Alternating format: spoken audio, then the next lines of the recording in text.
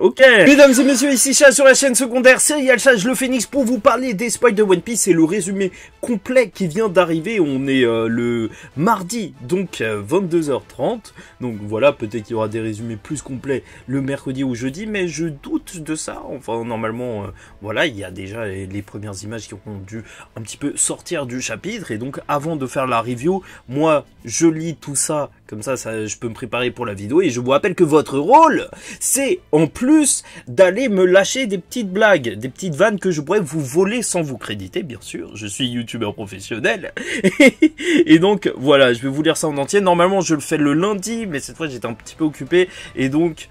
voilà, là, c'est le résumé complet. C'est long à lire et je suis désolé. De toute façon, c'est juste une vidéo. Voilà, si ça vous intéresse d'avoir mon avis rapide, hein, j'y pense pas vraiment. Donc, chapitre 1072, le poids de la mémoire. Le chapitre commence avec un extrait du journal de Vegapunk de son passage chez Mads. Ce n'est pas un flashback, juste nous voyons le texte en même temps que nous voyons ce qui se passe dans le présent. Vegapunk dit dans ce texte que même si le monde ne l'accepte pas, il voit elle comme un véritable humain. Il dit aussi que cette expérience sera son premier pas vers la paix. Ok. C'est juste pas très compréhensible pour l'instant. Enfin, heureusement, j'ai vu les spoils avant le lundi et je pense qu'il parle de ceci, donc qui a été peut-être sa première création, véritablement clone et tout, vraiment être vivant. Donc, Bonnie se transforme en fille et fait semblant de pleurer pour essayer de gagner la compassion de Vegapunk. Lorsque Vegapunk s'approche de Bonnie, elle se transforme à nouveau. Cette fois, elle se transforme en une forme adulte très gonflée, comme si elle était un ballon. Il semble que les pouvoirs de Bonnie lui permettent de se transformer en différentes variante de lui-même dans le futur ou quelque chose. Ah, ça c'est intéressant parce que c'est vrai que forcément dans le futur, tu sais, si tu manges le Nutella, tu seras pas pareil que si tu manges le céleri, si tu vois ce que je veux dire. Ah ben, tout le monde aime tout ce qu'il veut, tu vois. Chacun son truc. Bonnie touche le corps de Vegapunk et fait sortir de celui-ci plusieurs années de vie qui se manifestent sous la forme de joyaux lumineux. Vegapunk est alors transformé en bébé, bien qu'il soit encore capable de parler, peut-être grâce à sa grande intelligence. Je m'attendais vraiment pas à lire ça en spoil, ok. Vegapunk, quoi? Ces bijoux brillants sont mes années? Vegapunk dit... ces bijoux brillants, c'est un petit peu bizarre. Vegapunk dit qu'il ne peut pas faire dire à Bonnie la raison pour laquelle il a transformé Kuma dans le passé, car... les raisons qui la sous-tendent causeraient une grande douleur à Bonnie. C'est pourquoi Vegapunk a promis à Kuma qu'il ne dirait jamais la vérité à Bonnie. Ah purée, Oda! Oda, il essaye de me rendre fou en fait. Là, ça fait des semaines, des mois, qu'on nous dit que Vegapunk, il a un truc à dire à Bonnie, que peut-être ça va l'excuser. Et au final, on saura toujours pas ce qui s'est passé avec Kuma. Ah non, Oda, il est à la fois fort et c'est un homme détestable. Mais purée, il est fort. Il est vraiment très fort.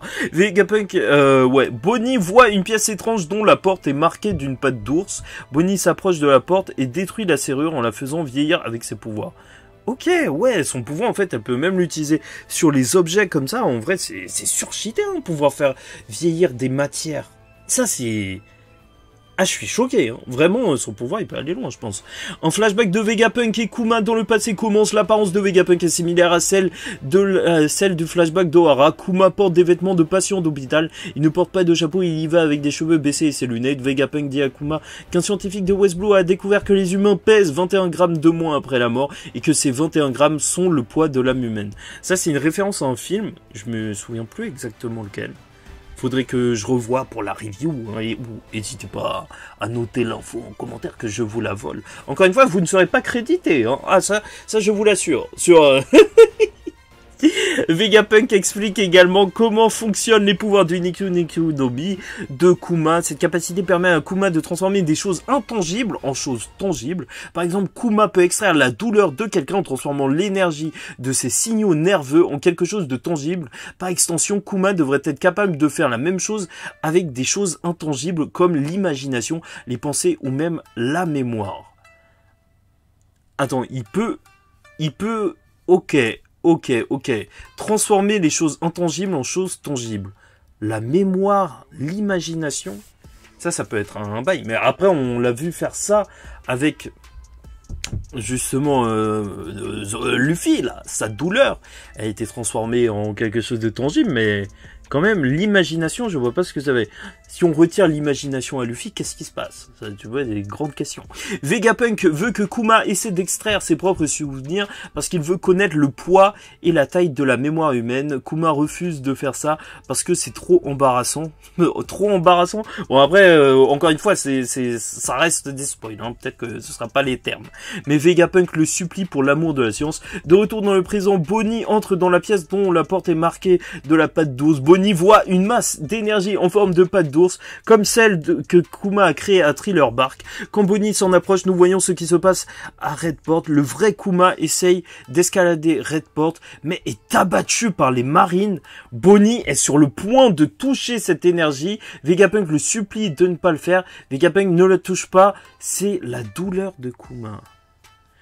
Bonnie, je connais bien les capacités de mon père. Ce n'est pas sa douleur, ce sont ses souvenirs, n'est-ce pas? Bonnie touche l'énergie. En vrai, ce chapitre, je sais qu'il va pas trop marcher, parce que je connais les fans de One Piece. À chaque fois, en vrai, quand il y a en miniature Bonnie et tout, ça intéresse pas trop. Mais purée, je trouve que là, l'intrigue, elle est réelle. N'hésitez pas à liker ou disliker la vidéo. D'ailleurs, commentez, vous abonner. Parce que ici, on parle des spoils de One Piece, normalement le lundi. Mais si ça vous plaît, le mercredi, enfin mardi, très tard le soir, mercredi, pour le gros résumé avant la vidéo review du lendemain où il y aura toutes les blagues que je vous aurais volées, bah n'hésitez pas à me le dire. De toute façon, moi je m'adapte. En vrai, ça, le chapitre, je le lis, que vous soyez là ou pas. D'ailleurs, je vous parle, mais moi je vous vois pas. Il faudrait qu'on commence à faire des lives. Hein. Ah ouais, je vous demande d'être là au rendez-vous.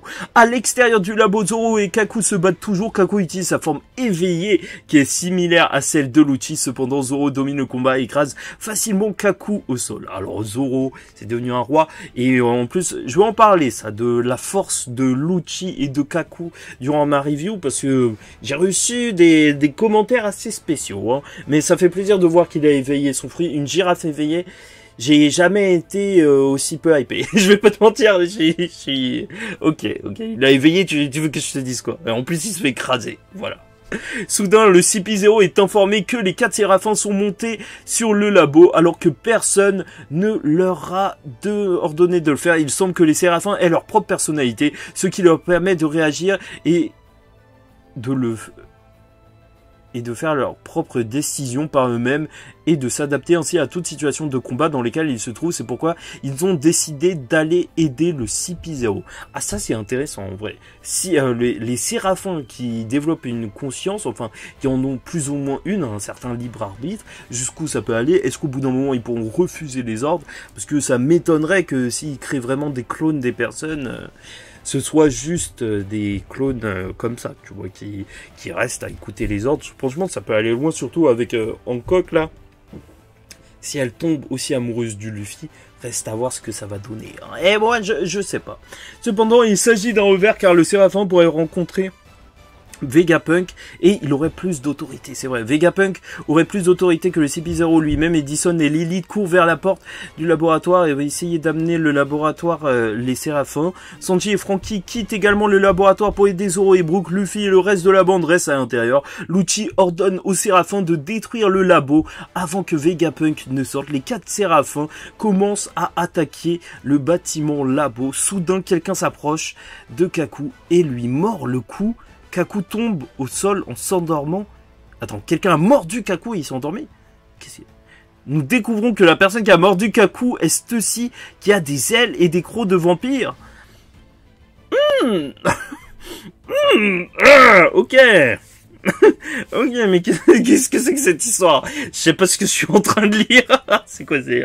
La véritable identité de Stussy est également révélée. Il s'agit d'un clone de Miss Buckingham Stussy. Buckingham Stussy, un ancien membre des Pirates des Rochers. Bon, la traduction, elle est incroyable. Franchement, juste pour cette trad. Mais ça se voit, c'est des spoils, hein, c'est normal. C'est fait à la va-vite. Je prends. Donc des Rocks, bien évidemment. Stussy est le premier clone humain des Mads à avoir été créé avec succès. Stussy, je viens de faire dormir Kaku, Lucci. Et maintenant, j'ai besoin que tu dormes aussi. Ok, voilà traîtresse du côté de Vegapunk.